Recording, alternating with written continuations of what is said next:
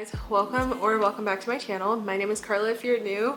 Today's video is actually what I'm currently sitting on. I am making a review about my Abisko Sectional that I purchased from Article about 7 months now. I think I'm going on 8 months at this point. It is quite an expensive couch, so obviously people want to do their research before dropping. I think with tax it was probably almost $1,800, but this video I'm just going to go through all of my thoughts. I'll show you close-ups of the couch, the final verdict, whether or not I recommend it. Obviously, these things are all opinion-based, and I have seen some people's couches, some people's Abisko couches that look quite jacked up. Mine hasn't looked like that, and I think we also have to take into account the fact that coronavirus has kept us at home way more often than we would usually be, so this couch has been used a lot more than it would have been in any other year. Without further ado, let's hop into the video. So like I said, my boyfriend and I purchased this couch in July of 2020, and that was right before we were moving to the apartment that we live in now. And I think okay, we had a blue velvet couch before, and it was great. It was a sleeper sofa. We got it for like $350 off of Wayfair. I think it was a perfectly great first couch to have, in my opinion. But that couch was so uncomfortable. It was like the firmest thing on earth.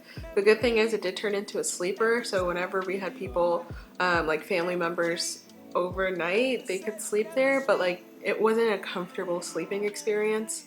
So I knew that I either wanted a sleeper sofa or a sectional, and at the end we decided on a sectional just because I didn't want to invest in a sleeper sofa that was cute. They're all like $2,500 and up just for the occasional guests that we have. So the first thing I want to tackle is the durability of the sofa. I think 7 months is like a decent time to be able to tell if you're able to own a white couch. I think we've done pretty well. Whenever we've gotten anything on the couch, we immediately, when I say we, I immediately go in with OxyClean. It's just like this spray, and I let it soak, and then I just take like a microfiber towel and scrub it, and the stain always comes out. And I've gotten like, not me, my boyfriend has gotten like tomato sauce on the couch before. So yeah, it's not a horrible fabric to deal with. Now, it does pill a little bit. I treat my things very carefully, and this couch is no exception. The pilling is not bad at all. I'll insert a close-up of what the pilling is like on the couch, but I'm just gonna purchase like an $11 fabric razor just to get it off. I think part of the sofa is like a linen blend, so it's gonna pill. This is a close-up of the fabric so you can see what it looks like, and you can see a little bit of pilling here, but most of the pilling is on the sides. So I think you can see the little pills. Obviously that is darker than the couch, so I wouldn't really say that's from the couch.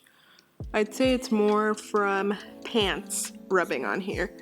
And another thing is when you sit on the couch, obviously the seat covers, which are not removable, they're not detachable, so if you get it like super dirty, you're shit out of luck. You probably have to hire like a sofa cleaner or someone to do that for you. But when you sit on the couch cushion, similar to if you've ever sat on the Restoration Hardware cloud couch, the couch cushions do wrinkle once you sit on it, and what you have to do to get it to look all pristine is you have to hit it with a pillow and then tuck the extra fabric into the crevices. I just do that at the end of the night, or like when I'm done sitting on the couch. It's nothing too labor intensive, and the couch basically every time I do that looks brand new. Now, if you are someone who is not the most careful with your things, would I recommend this couch? Absolutely not. If you take care of your furniture, it'll last. I know I'll probably have this for longer than 2 years, 3 years, 4 years until I decide that I want another couch. Next, I'll talk about the comfort level. I might not be a good judge of this because, as I said, my previous couch was almost as hard as a rock. So going from that to this is super comfortable. It does have a low back, as you can tell, but if you scooch back and you don't have a bad back, it works just fine. My dad is in his 60s, my mom is in her early 50s, and they've sat on the couch before. It's not uncomfortable. It's much more comfortable than like a cheaper couch. It's obviously not a cloud couch because, you know, it's a fraction of the price, but I'd say it's pretty comfortable. I have taken naps on this couch, and I could have never taken a nap on my old couch. It's obviously not as soft as like a bed, of course, but I think there is like a layer of foam and feathers in here, so it is pretty comfortable in my opinion. I have seen some people comment on it not being comfortable. They might not like the low back, so just make sure you're comfortable with the low back. I am 23, so it is perfectly fine for me. Also, I realized something. Since the couch is pretty skinny this way, so the way that I'm sitting on, you technically could have someone sleep on it, but the couch does unhinge in this part over here. And I was thinking the next time I have someone sleep here, I could probably disconnect the couch and move this piece to connect it to the sectional, and it would be long enough for someone under 6 feet, which like literally my entire family is under 6 feet, so it'll be just fine for them. And you could fit like one person sleeping here pretty comfortably. I have not gotten any color transfer from jeans just because everyone who's been here, my boyfriend, his family, my family, they've all been super cautious about not letting their denim touch the couch. And I do have a throw blanket on the couch at all times, but there's been no color transfer. It's done great with that. If you wanted to, you probably could Scotch guard the couch just to make sure like liquid doesn't seep into it, or if you dropped something that could stain, that it wouldn't go into it.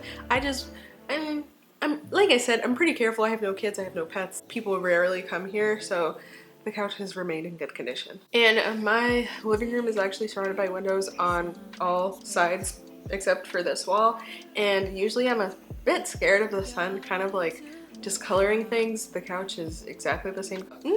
Let's not say exactly the same color. The couch is almost the same color as when I bought it. I think maybe like a year into owning it, or a year and a half, I would like it professionally cleaned, but my apartment is so damn white, like I can't actually tell if the couch itself is white because my walls are like pure white. The rug is white.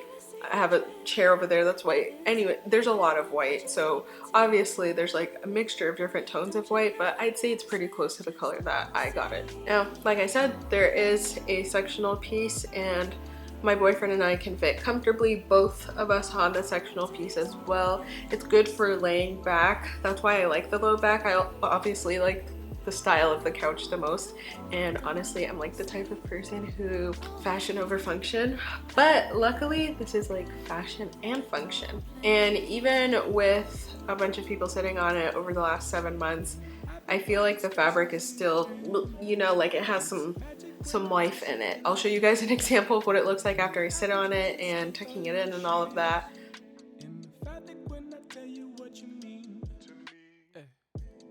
I did check Article's website to see how they recommend cleaning it. Don't recommend wetting it. It says dry clean only, and if you get like a stain, only spot clean. Other than that, I haven't really had an issue with it. I definitely think it is up to you and like what is important to you in a couch.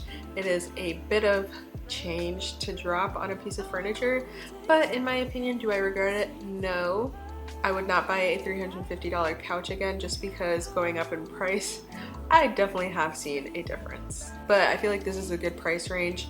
Also, it's really good for an apartment, like it's a perfect apartment size. I originally wanted this IKEA couch that was like $900. It looks a little similar to this. It's like a little more janky. Obviously, it's drastically cheaper, but it wouldn't have fit on this back wall without cutting into my doorway. This fits perfectly in this space. I measured it obsessively and it did fit. So if you do live in an apartment and you want to be cautious of space, how much space this takes up, I'd say it's perfect for an apartment size. Maybe not for like a family of 4, but if it's just you and someone else, or just you. So the verdict is yes, I do recommend this couch. It has been really good to me.